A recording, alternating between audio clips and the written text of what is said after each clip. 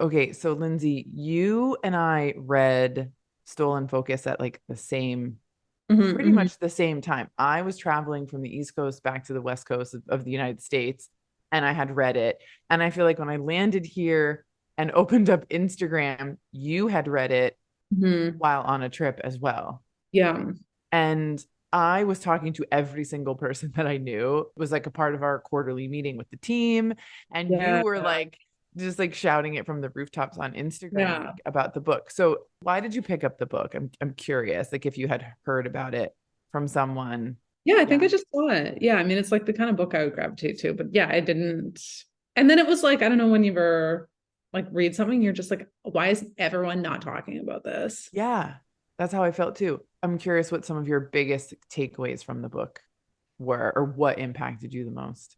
It's funny because I feel like there's so many things in all areas of life that you just can't quite put your finger on. And getting to like a certain age and like having a lot of life events happen to me recently, it was really hard for me to tell if I couldn't sleep, if I was feeling kind of down. Like I feel like at this age, you're like, am I low iron or am I dying? You know what I Yeah. mean? And it's really hard. And so reading the book was like, oh my God, like there's so like technology has impact on you. It kind of like shortens your attention span.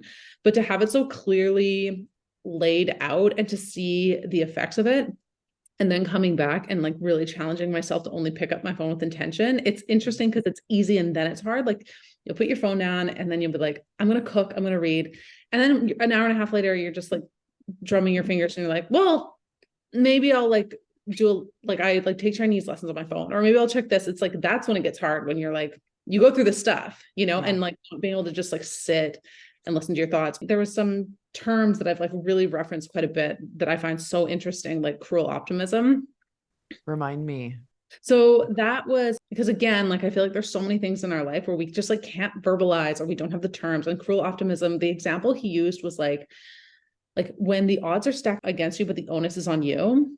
Like Mhm. he was the health industry in the book. So he was like, we are told if you just commit, if you just motivate, you can have a great body, you can be in shape. And yeah, that's true. But the odds are stacked to get you. Junk food is so cheap. We're expected to work 40 to 50 hours.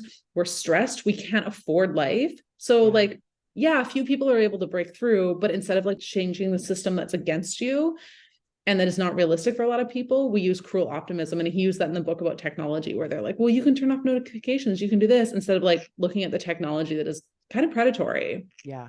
One of the things I found fascinating was that he did talk a lot, there were like many kind of chapters from what I remember devoted to technology. And I had watched the documentary that he referenced in the book. So I was like reading it, but I was kind of like, I've already absorbed this information. So what I was really gravitating to in the book was the point he was making about how there are so many other things in our life and that are stealing our focus as well as Yeah. technology, and that Yeah. it's not, oh, this generation's issue. It's Yeah. actually been happening. It happens, just with like the way society has evolved. It's just that technology has really ramped it up and made it, Yeah. so much more intense, that the loss of focus has become a very serious issue.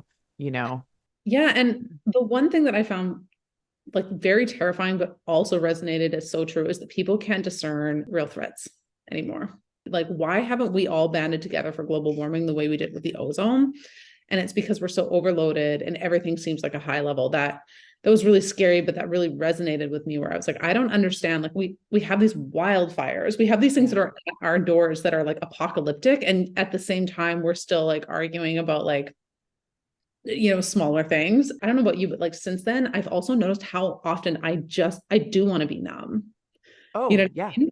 Like Yeah. I'll like pick up like my phone in between work and I'll play a game, or I'll do the thing where I'll put my phone down and I'm like, I don't want to be here with my thoughts. Like I do want to numb out. And so I've just like really noticed how often I'm Yeah. like craving And that addiction. yeah, and it's like, and I think that partially comes from the overload and the overwhelm, right? Where you're like, I can't take in any more, but because our brain, it was very interesting when he was talking about how, like, if you go to work, and this really resonated with me because my husband has like Slack and Mhm. stuff in his office, and he's like, when he was working from home during the pandemic, he was like constantly typing on the Slack message. And I was like, how do you get any work done? And he's like, it's really hard Yeah. because there's constantly like this thing pinging up at me all of the Yeah. time.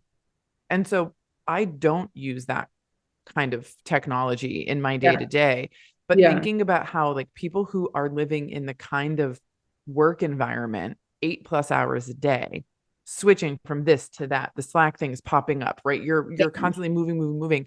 Then when you leave work, your brain is actually like craving that same bouncing Yeah. all around, and that it's very hard to go to calm and to Yeah. get focused. And so it makes perfect sense that even when you're wanting to numb and like not Yeah. read anymore, not see any more news, and just like we call it like resting, your Yeah. brain is still going to give me this thing that's going to change my Yeah. attention, very rapidly. And that I think is one of the things that stuck with me is like we actually don't have that much control over our brains, not as much as we No. think we do.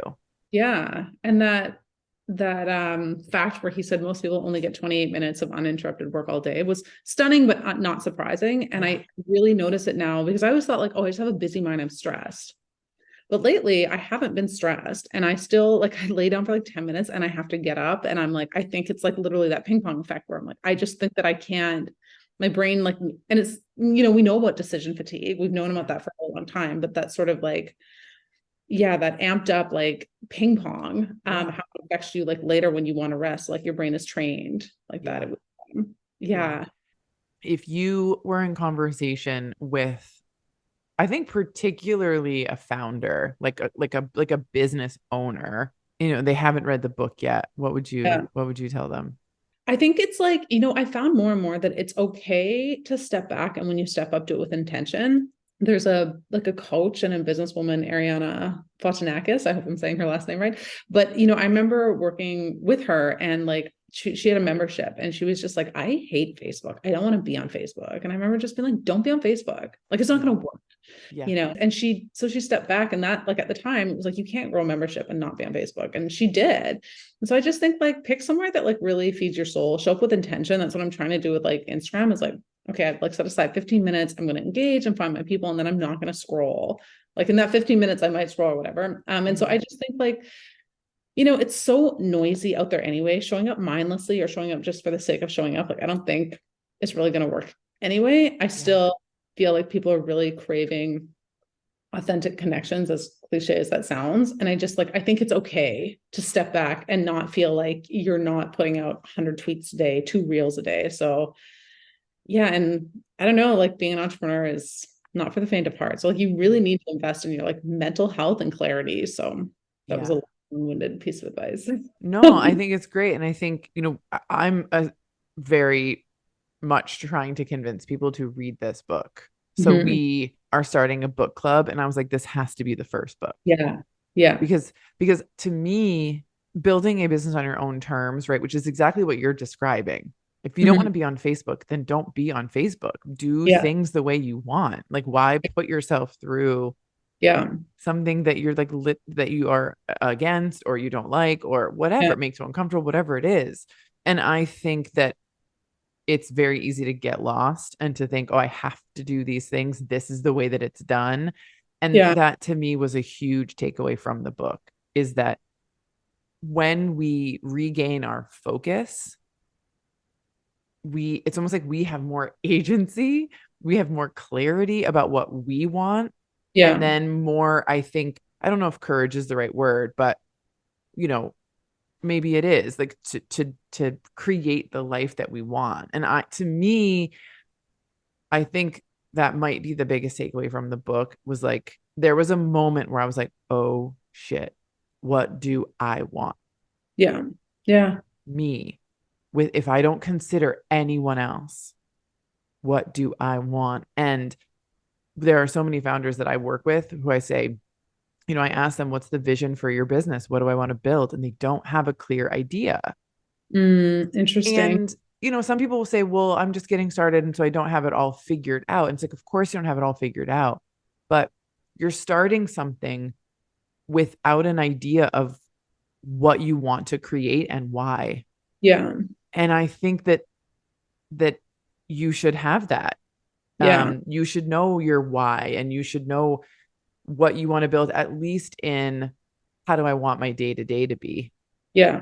And I think that this book just really, I don't know, solidified for me the importance of that and how easy it is for us to lose the ability to have that for Yeah. ourselves.